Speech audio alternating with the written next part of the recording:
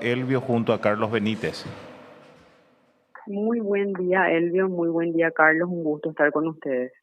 Buen día, doctora. Bueno, la consulta es, lógicamente, si ustedes van a apelar ese fallo, cómo lo vieron, cómo lo analizan, cuál sería, digamos, la estrategia de la defensa para continuar en ese ejercicio y en ese sentido, doctora. Bueno, les digo lo siguiente. En primer lugar, nosotros ratificamos que no hay prueba. Esa es la verdad irrefutable.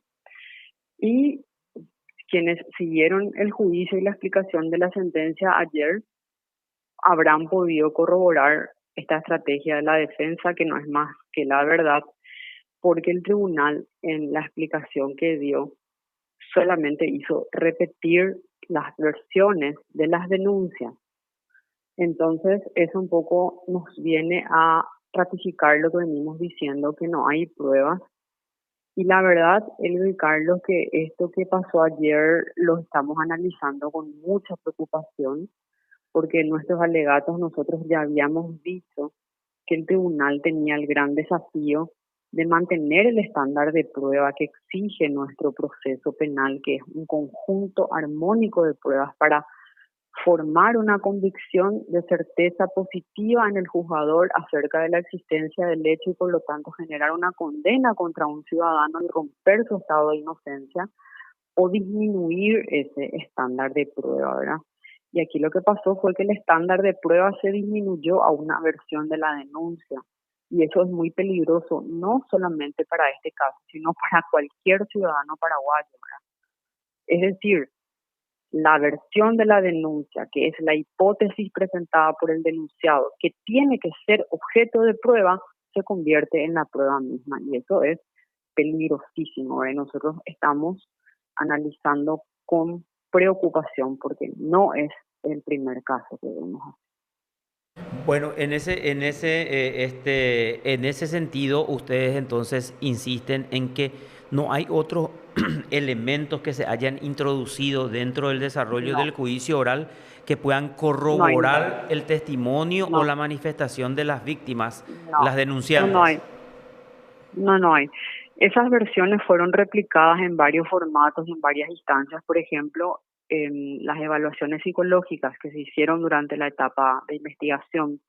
Pero en juicio, la defensa produjo una prueba pericial psicológica, que es bastante superior a un informe psicológico. Nosotros presentamos un experto, un perito forense, que lo que hizo fue analizar esas evaluaciones y encontró violaciones a los protocolos del Ministerio Público, encontró que no se hicieron los test de credibilidad, encontró que los test aplicados a las personas evaluadas no contenían los puntajes, corroboró que esos informes de evaluación no tenían un diagnóstico, también se comprobó que no existieron evaluaciones permanentes de estas personas que señalaron haber estado afectadas por varios tipos de trastornos, o sea, no se vio un tratamiento, una continuación de un tratamiento. Eh, Tampoco existe, por ejemplo, en cuanto a la coacción sexual, una fecha de cuando ocurrió eso. Dijeron que los relatos dos relatos que se refieren a la coacción sexual eran bastante consistentes y bastante creíbles porque contenían mucho nivel de detalle, pero sin embargo el detalle más importante, como la fecha, el día que ocurrió el hecho, no pudieron dar. Y entonces eso también constituye una limitación a la defensa en el sentido de que, vamos a suponer, Elvio o Carlos, que yo diga que yo me fui a la radio para una entrevista y que ustedes allí me coaccionaron. Me voy y denuncio y no digo cuándo fue. Y entonces, ¿cómo ustedes van a poder defenderse y refutar lo que yo digo? Porque si yo digo, fue el miércoles 27, creo que es 27, ¿verdad? Miércoles 27 de noviembre, quizás vos me puedas decir, bueno, el miércoles 27 de noviembre, a la hora que vos decís que yo te coaccioné sexualmente, yo estaba en una audiencia en el Poder Judicial, o yo estaba en mi programa de radio, o yo estaba de viaje. Pero al no tener ese momento, esa fecha, ese tiempo. Es imposible que nosotros hayamos podido trazar una defensa y específicamente me refiero a establecer una coartada.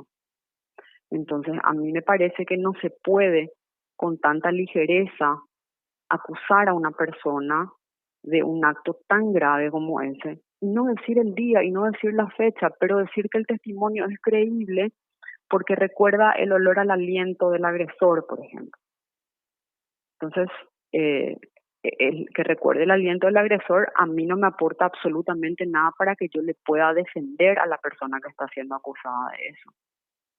Entonces la defensa sostiene que no se dieron otras pruebas más que las versiones reproducidas en diferentes formatos. Y seguimos sosteniendo eso y tomamos la sentencia de ayer con una altísima preocupación que debe alertar al sistema sobre la disminución del estándar probatorio que venimos viendo, lo cual creemos que es absolutamente insuficiente y hasta inconstitucional por arbitrariedad como para quebrar el estado de inocencia de nuestro representado. Y no solamente eso. Ayer hemos visto cómo él fue privado nuevamente de libertad a pesar de haber compurgado la pena mínima y como ustedes saben, porque se dedican todo el día a escuchar las cuestiones judiciales, está establecido, es un límite constitucional el de la pena mínima y nosotros hoy estamos pidiendo una revisión de medidas que en efecto fue fijado para las 10 de la mañana. O sea, ahora se va a llevar entonces esa revisión de medidas. Así es, se va a revisar y también ya me adelanto a decirle que por supuesto que vamos a apelar porque la decisión es arbitraria, no hay pruebas. Y le desafío a cualquiera que venga a mostrarme una prueba y que nos diga ellos están mintiendo, más pruebas.